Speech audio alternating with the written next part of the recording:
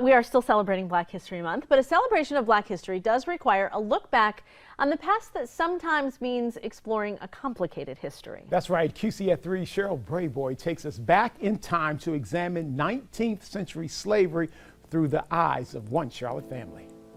These Charlotte women, twins Michelle Pass and Myra Crowder and their cousin Raquel Lowe, use Black History Month to ponder their past and honor their ancestors.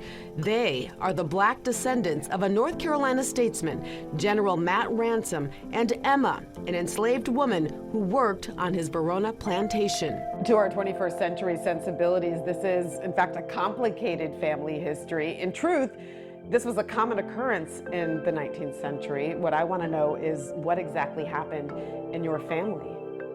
General Matt Ransom, who was a general during the Civil War, he had children by a slave on his plantation, Emma, who was known as Grand Emma.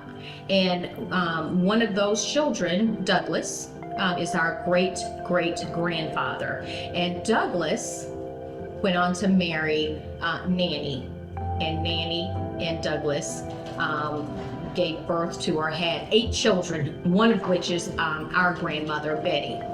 According to Johnson C. Smith University historian Dr. Carrie Peterson, the story of race in the antebellum South is a sordid tale of power and aggression.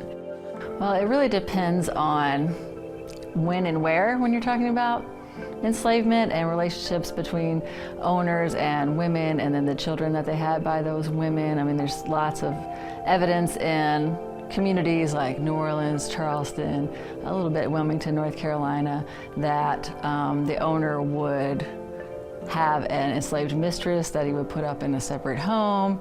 Now, a century and a half later, these Black descendants of Matt Ransom are on a journey to reconcile the past.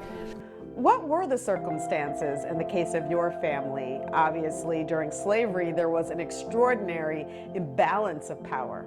We don't know exactly what the circumstances were, whether if it was a situation ship, if you will, between a love affair with mixed race people, or was it of what the stories we've always heard of the slave master sneaking down to the slave quarters. We don't know that for sure, but what we have heard in our history is that it was a complicated relationship.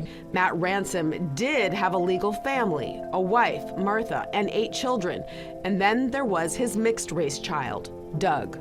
You know, as I learned stories about Grandpa Doug, the complication of loving my Black child, do I acknowledge this Black child in the face of being a statesman in North Carolina, and how that plays out. Caught in the crux betwixt and between. In the midst of, this very difficult situation, a nearly impossible situation, there were instances of joy.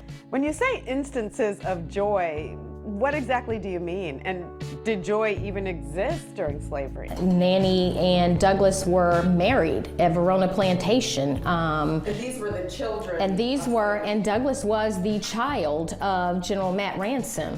This story of love and betrayal, slavery and freedom has been told for generations at the Ransoms' interracial reunions.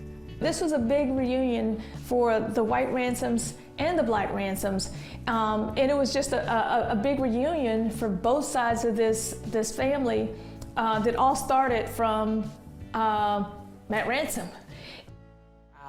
That was Cheryl Brayboy reporting. Now, Matt Ransom died on his 78th birthday in 1904. He was buried on the property of the Verona plantation. Both his white descendants and his Black descendants inherited land upon his death. Wow, talk about complicated, that's for sure.